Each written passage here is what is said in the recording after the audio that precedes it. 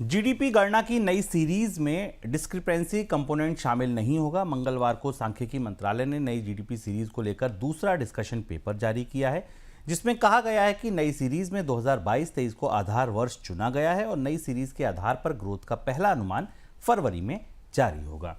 सांख्यिकी मंत्रालय ने नई जीडीपी सीरीज के दूसरे डिस्कशन पेपर पर 7 जनवरी तक जनता की राय मांगी है।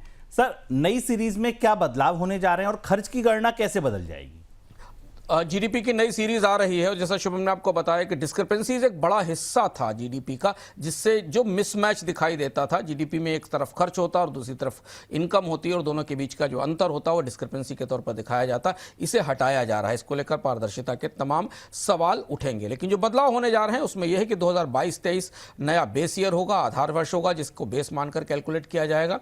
पुरानी सीरीज, पूरी नई सीरीज 27 फरवरी को आएगी और इसके बाद पुरानी सीरीज से तुलना के लिए बैक डेटा भी जारी होगा। लोगों के खर्च को नए सर्वे में 2022-23 और 2024 के से दोबारा गिना जाएगा।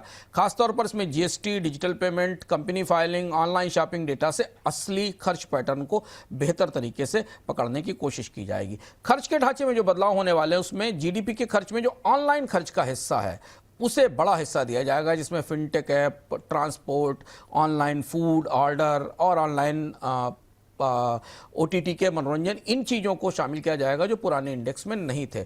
नए प्राइस इंडेक्स में फैक्ट्री डबल डिफ्लेशन जैसी तरीकों से असली विकास और नॉमिनल ग्रोथ रेट को अलग अलग करने की कोशिश भी की जाएगी। इससे यह माना जा रहा है, सरकार का दावा है कि पिछले 10 सालों में जो डिमांड की सही तस्वीर है वो पता चल सकती है।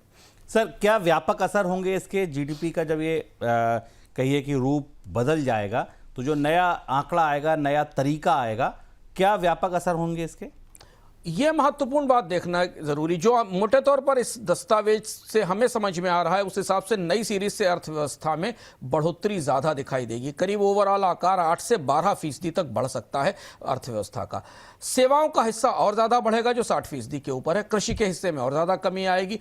प्रति व्यक्ति कमाई आपको बढ़ी हुई दिखेगी, लेकिन जीडीपी में खर्च में का जीडीपी हमें जीडीपी में प्रतिशत में थोड़ा अलग से दिखाई देगा। दूसरी चीज है कि शहर केंद्रित और सर्विसेज ओरिएंटेड एक्सपेंडिचर का वेटेज बढ़ेगा और इस वजह से जो ब्याज दरें कम की जाएं या गरीबी की क्या नई सही सीमा हो, ये सारे पैमाने भी आने वाले दिनों में बदलेंगे। E com, fintech, telecom, OTT, travel, बड़े रिटेल और डिजिटल प्रोडक्ट वाली कंपनियां और ज़्यादा तेज बढ़ती दिखेंगी, या बढ़ रही हैं नहीं लेकिन इस जीडीपी में दिखेंगी। इनकी स्टॉक वैल्यू बढ़ सकती है और जो पुरानी कैटेगरीज हैं जीडीपी की, मैन्युफैक्चरिंग साइड से या सर्विसेज साइड से, उनमें कमी आएगी। हालांकि अभी अनऑफिशियल सेक्टर और गांवों का खर्च मापना मुश्किल है। बेहतर सर्वे के बाद डिजिटल खर्च ज़्यादा दिखाई दे सकता है इस जीडीपी में, जबकि कैश बेस्ड गांव की डिमांड कम दिखाई देगी। ऐसे संकेत हमें शुरुआत में मिल रहे हैं।